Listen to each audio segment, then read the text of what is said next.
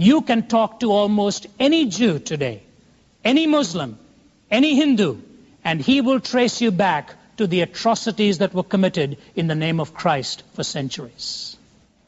That is the umbrella under which you and I have to live. And that is the tragedy. Because in the Middle Eastern and the Eastern world, history never dies. It always lives. Mahatma Gandhi was asked what he thought of Christianity. He said, I like their Christ, I don't like their Christian, because when I think of the Christian, he said, I think of the Christian with a mug of beer in one hand and a chunk of beef in the other hand. So today, when you talk to an Orthodox Hindu and try to minister to him for Christ, remember this statement that I read to you. Because it brings with it an unfair perception. But that is the perception. Any prejudice will distort your perception. And any stigma can lick a good dogma. Let me tell you what I mean by this. I was speaking to about 1,200 people in an auditorium. One of my colleagues was there with me. Most of them were Hindus. At the end, there were 153 who made first-time commitments to Christ that night. Most of them high-placed executives. There was a Hindu executive in the first or second row. He went over to my colleague in India, who's our fellow evangelist there, and he went over to him afterwards and said to him, if anybody here was not touched tonight, I want to see that man. That's the degree to which the Lord had spoken to him that night. But then he went over to his subordinate who had invited him to the meetings.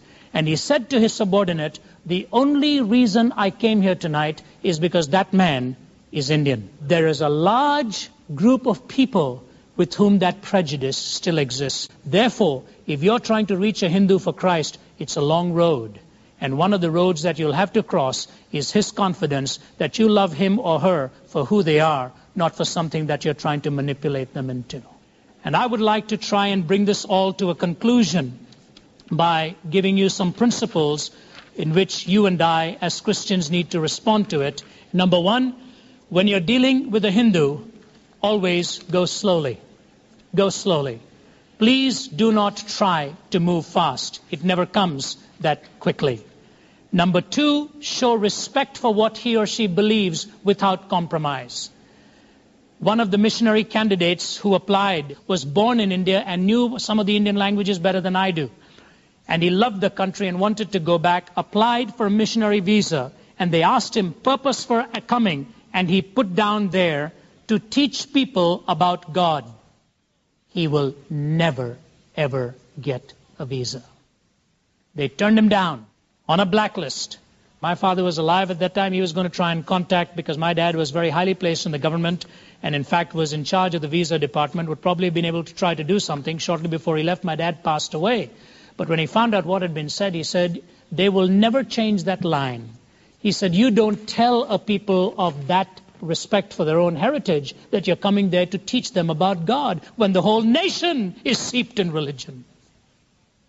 So there has to be a definite sense of showing respect without compromising. Number three, do not assume. Do not assume that just because you are not identical in the culture, therefore you cannot reach the person. It's just tougher, but it shows a process of love and it can be done. It takes the patience, but it must be done. Fourth, always listen to their felt problems. It is one thing to talk, it is another thing to listen, and each person feels it differently. Number five, the young people are the most widely open to it. Number six, focus on the person of Christ and personal relationship. And I could go into doctrines that give them trouble, such as the doctrine of sin, such as the problem with denominationalism, such as the problem with exclusivity, and so on. But the last thing I want to say to you is, please allow for the supernatural, because I am convinced in most religions like Islam and Hinduism, Hinduism is steeped in idolatry. Islam has a doctrine of angels and an awful lot of satanic influence in their religion, so that when you see even a Muslim convert for years to come, you'll see all kinds of struggle with what they've got in terms of oppression, possession, and so on. Allow for the intervention of the supernatural in many of these. And lastly, I say, be careful after the point of commitment to try to deluge them with too much too soon.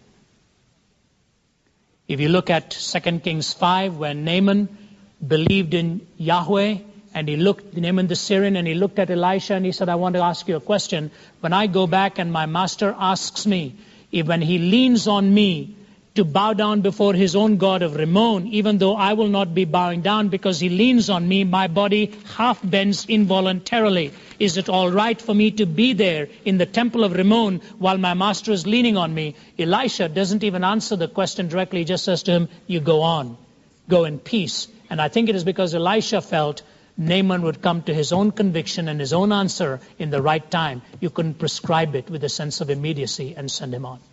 My uncle is a Hindu, and I think this is an interesting story for you to hear. In his car, all kinds of idols on the dashboard. I have known him for about 10 years. Every time he came to listen to me preach, he would put his arm around me, almost like saying, I'm very proud of you.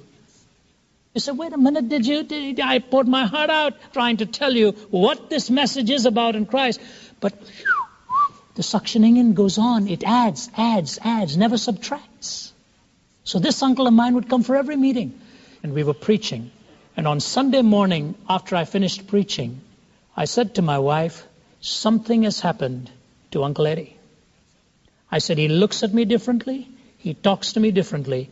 And after I finished the message in the church to which he came, he took me to a friend of his in his wheelchair and said, son, will you pray for this friend of mine? I thought to myself, what does he want me to pray for a friend of his about? Where's he coming from? Next day he said, I'd like to have breakfast with you. So he and my aunt came. We were all at the table. And Sundar being from an immediate Hindu background. And Sundar was at the table and we were eating and he said, can you excuse us for a moment? And he told us he'd want to talk to him. Went and sat down for about 1 or maximum 2 minutes. And they came back. I thought to myself, wonder what happened in 2 minutes. So Sundar tells us afterwards, you know what he said to me? He sat down and said to me, I wanted to become a Christian some time ago, but I went to see a priest there, and the priest said to me, no, please don't become one. You are intended to remain in the religion in which you are born. You're intended to remain in the state in which you were born. So he says to Sundar, what do you think of that? The Lord gave Sundar wisdom. Sundar had just one question for him. He said, would you have felt the same way if you were poor? And he says to him, thank you, that answers my question. You can tell Prakash, who's our evangelist there, that I have become a Christian. I now want to get baptized.